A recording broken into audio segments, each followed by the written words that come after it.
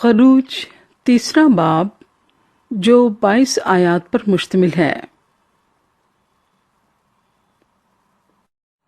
और मूसा अपने खुसर यत्रू की जो मतियान का काहिन था भेड़ बकरियां चराता था, और वो भेड़ बकरियों को हंकाता हुआ उनको बेयाबान की परली तरफ से खुदा के पहाड़ हुरब के नजदीक ले आया। और खुदामंद का फरिश्ता एक झाड़ी में से आग के शोले में उस पर जाहिर हुआ।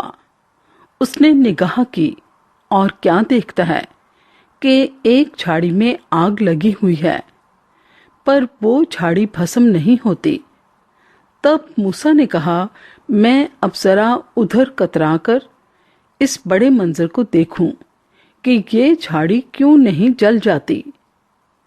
जब खुदामंद ने देखा कि वो देखने को कतरा कर आ रहा है, तो खुदा ने उसे झाड़ी में से पुकारा और कहा, ऐ मूसा, ऐ मूसा। उसने कहा, मैं हाजिर हूं।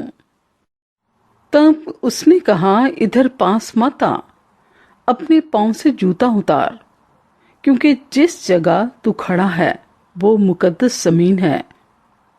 फिर उसने कहा कि मैं तेरे बाप का खुदा यानी अब्राहम का खुदा और इसहाक का खुदा और याकूब का खुदा हूं। मूसा ने अपना मुंह छुपाया, क्योंकि वो खुदा पर नजर करने से डरता था। और खुदामंद ने कहा, मैंने अपने लोगों की तकलीफ जो मिस्र में हैं खूब देखी, और उनकी फरियाद जो बेगार लेने वालों के सबब से है सुनी, और मैं उनके दुखों को जानता हूं।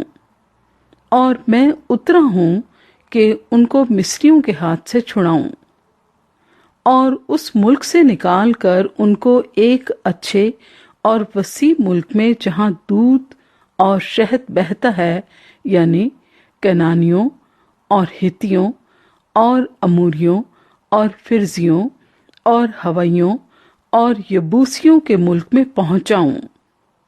देख, बनी इस्राएल की फरियाद मुझ तक पहुंची है, और मैंने वो जुल्म भी जो मिस्री उन पर करते हैं देखा है।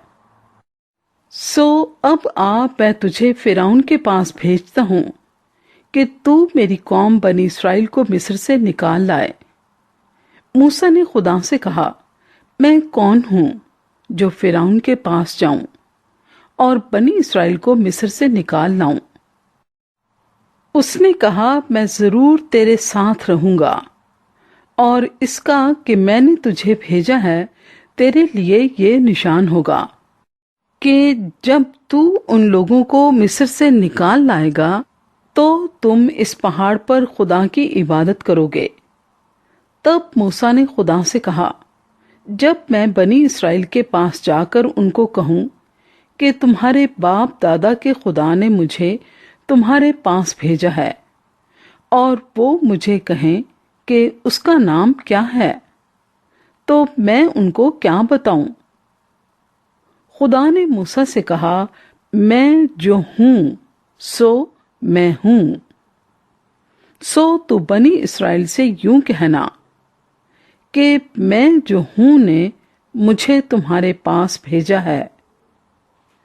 फिर खुदा ने मूसा से ये भी कहा कि तू बनी इस्राएल से यूं कहना कि खुदावंद तुम्हारे बाप दादा के खुदा, अब्राहम के खुदा और इसहाक के खुदा और याकूब के खुदा ने मुझे तुम्हारे पास भेजा है।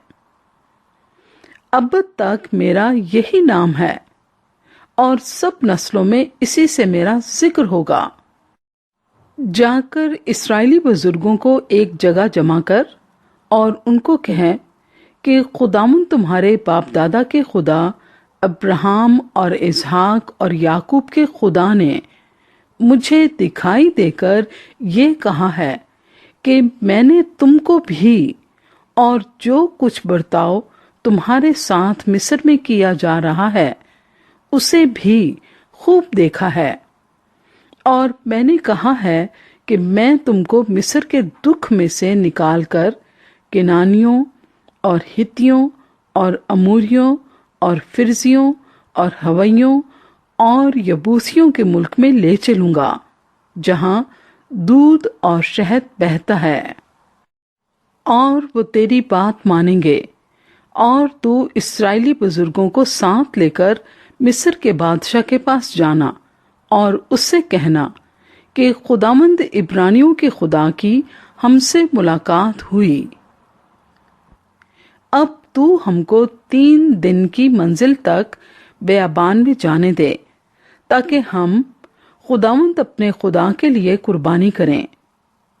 اور میں جانتا ہوں کہ مصر کا بادشاہ تم کو نہ یوں جانے دے گا، نہ بڑے زور سے۔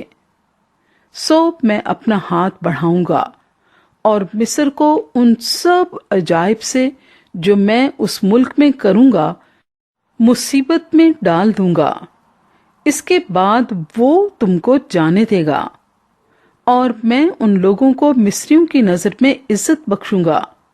اور یوں ہوگا کہ جب تم نکلو گے تو خالی ہاتھ نہ نکلو گے، بلکہ تمہاری ایک ایک عورت اپنی اپنی پڑوسن سے اور اپنے اپنے گھر کی مہمان سے سونے چاندی کے زیور اور لباس مانگ لے گی۔ ان کو تم اپنے بیٹوں اور بیٹیوں کو پہناؤ گے اور مصریوں کو لوٹ لو گے۔